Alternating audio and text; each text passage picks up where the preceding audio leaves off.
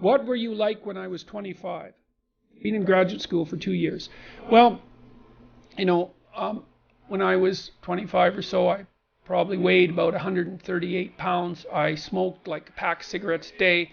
I drank tremendous amount of alcohol. I was from northern Alberta, this rough little town up in northern Alberta called Fairview, and there were long winters there, and my friends were heavy drinkers, and most of them dropped out of school by the time they were 15 or 16, went off to work on the oil rigs, and it was a rough town, and we drank a lot. I started when I was 14, and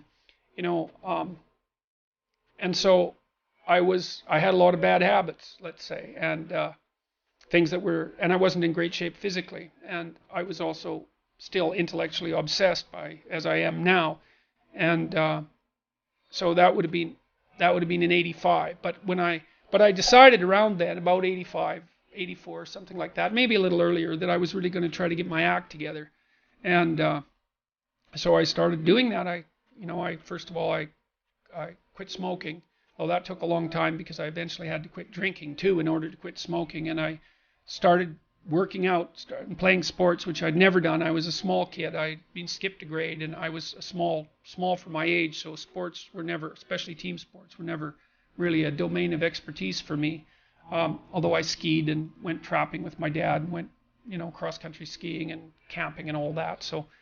But when I went to graduate school, I started swimming. The first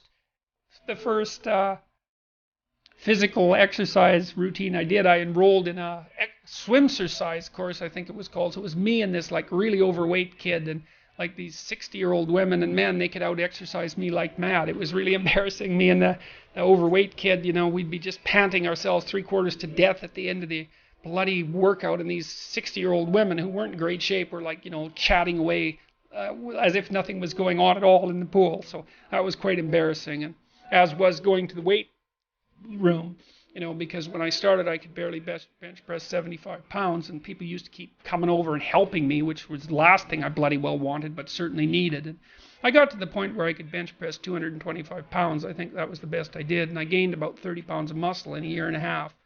So that was a good thing. So I was kind of a wild man, and I'm a little bit manic in my temperament, and so I was kind of going every direction at the same time.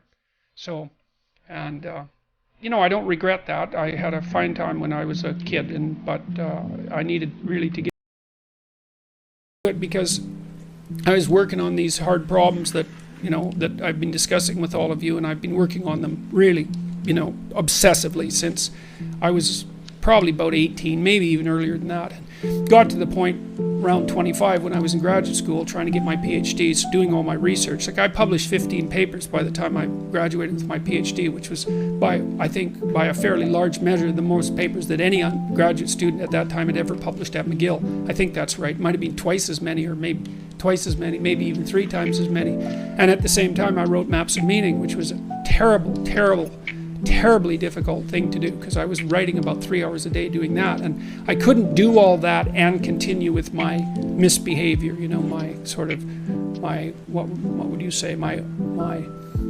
hedonistic consumption of alcohol and all of that. I just couldn't keep it up, and also work seriously on the issues that were at hand. So I had to stop. That's a sacrifice. I had to stop messing about and straighten myself out. I got married. Well, the woman who's my wife, Tammy, who I've known since she was 8 years old, she lived across the street from me in this little town called Fairview, and I was in love with her like the first time I saw her, which is quite the bloody thing. So that's worked out pretty well for me. But she came to live with me about the same time, and we decided jointly to get our act together, and we swore that we'd tell each other the truth, which I think she's actually done better than me. Like I don't think she's lied to me ever in our entire marriage, which is unbelievable, and it's been so useful because I can really tell her things and we can really talk. So I tell you, if you want to have a good relationship, man, you embed it in the truth, because if you don't embed it in the truth, you don't have a relationship. It's just lies. It's a tissue of lies, and it will dissolve in the chaos as soon as a crisis comes along. So the truth is a terrible thing, but not compared to falsehood.